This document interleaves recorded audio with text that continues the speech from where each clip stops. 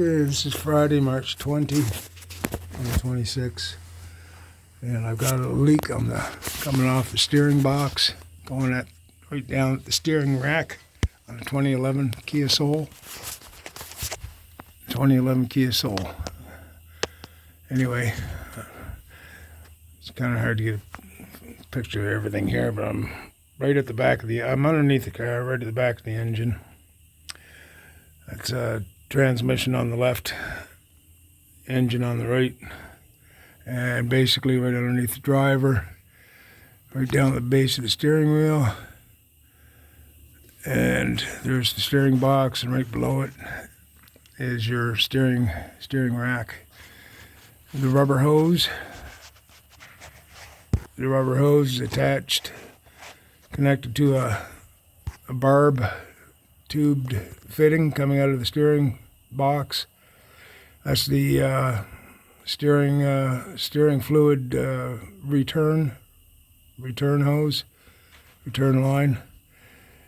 The problem is that we'll call it a 3/8 there. The 3/8 steel tube nipple coming off the steering box. It's rusted through where the hose connects to the tubing, the steel tubing.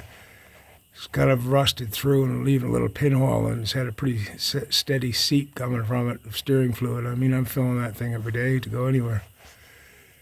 And right at the end, there's the original, that spring clamp. There's the original spring clamp that was on the hose, return hose. And right in front of it, I put a miniature worm clamp there, miniature size worm clamp. So that's about probably, I don't know, like a 3/8 steel tubing nipple coming off the steering box. And so I got pulled the spring clamp back and just fit a little miniature clamp there to put some pressure down over the rusty, leaky pinhole that's on the steel nipple.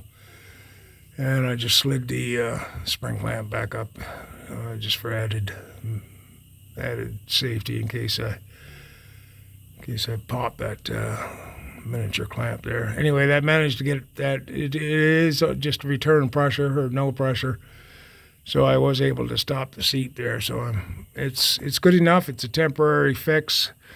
I don't know if you can see it there. I got one hand in the flashlight. I got the other hand on the phone here. Can you see the steel? I haven't got my glasses on here to see what you're seeing, but can you see the hex, the flare nut at the base of the steel tubing there? It fits into the steering box, steering gear,